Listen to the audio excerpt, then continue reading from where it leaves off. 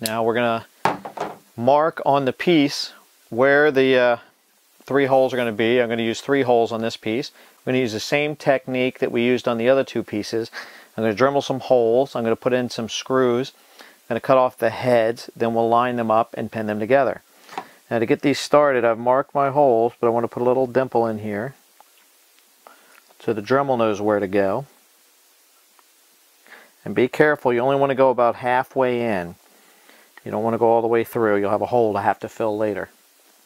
So I'm just using this bit here to plunge a hole in. You could also use a drill.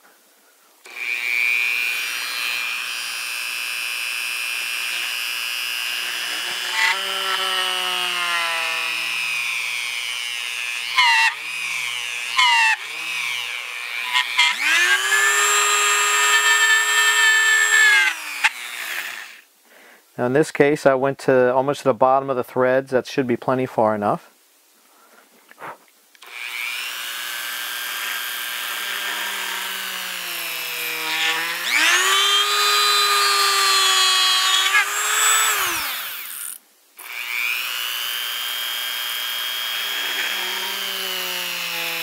You also don't want to drill into the back of your hand.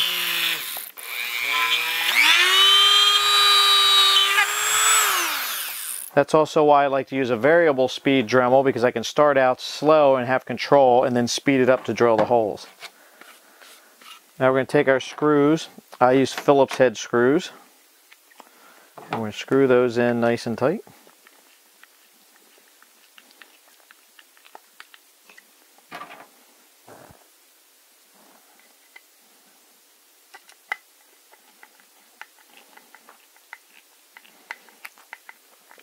Now, once again, as we said earlier, you don't have to pin these things.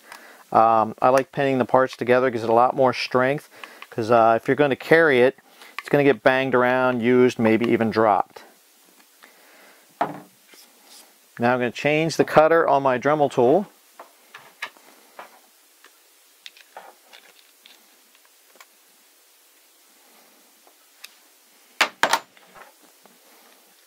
I'm going to use this one to cut the heads off of the screws.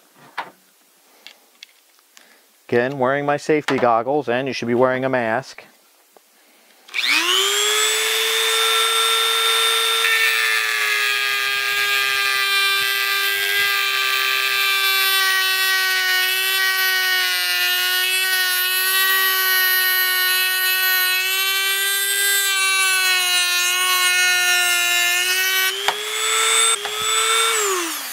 Now, of course, if you had bolt cutters or dikes or something like that, you could have done that in probably 30 seconds.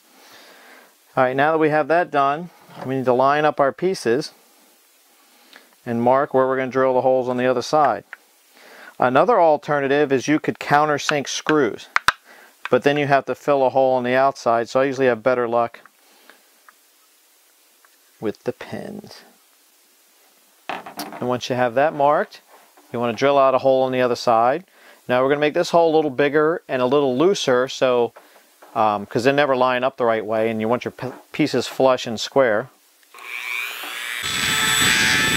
Make this hole a little wider. Let's see if our holes line up. And they do. And you can see we're looking pretty good. Now we just got to glue it and clamp it. So we're going to glue the LED display in, and we'll glue the switch in first, and then we'll clean this up the rest of the way, make sure it's sanded, and then we're ready to glue and clamp the outside pieces. And then our magazine well is done. Now we have the pieces nice and flush, just the way we want them. So we're going to take it back apart. We'll do some cleanup sanding to make sure everything's nice, and then we will glue and clamp this, and it should be ready to go. We're going to put a little dab of glue in each corner.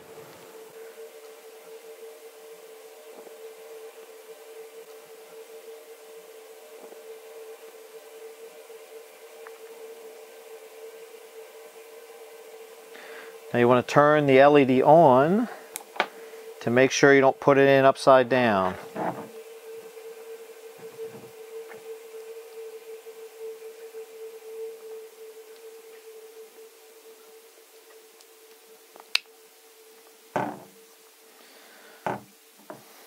And we are good to go.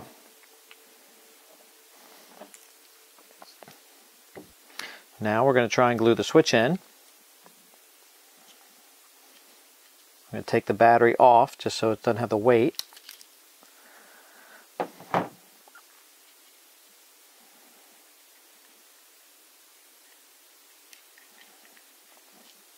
Put a dab of glue in each corner,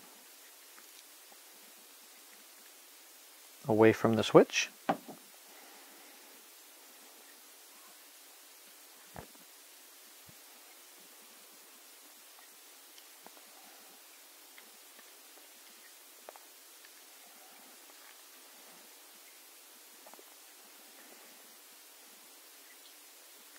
And then just for me, I'm going to put a little dab of glue right behind there and right behind each one of these. And now we're good to go. Okay, we finished our magazine well. It's the glue is dry. We sanded and washed the entire part. We want to make sure that the switch still works for the LED, which we can see it does. There's one problem I ran into. I was having trouble seeing last time, and I used way too much of the CA glue. You can probably see it in the corners, and it frosted a little bit of the LED and the plastic. Now a light sanding will take that off. You really want to be careful with it because the CA glue will cloud just about everything, and don't use a lot, or you could probably glue it from the back and it would hold in just as well. Also, the CA glue did not hold the switch in for me, so I went back and I used E6000 for the back of that. It's just another type of glue that you can use.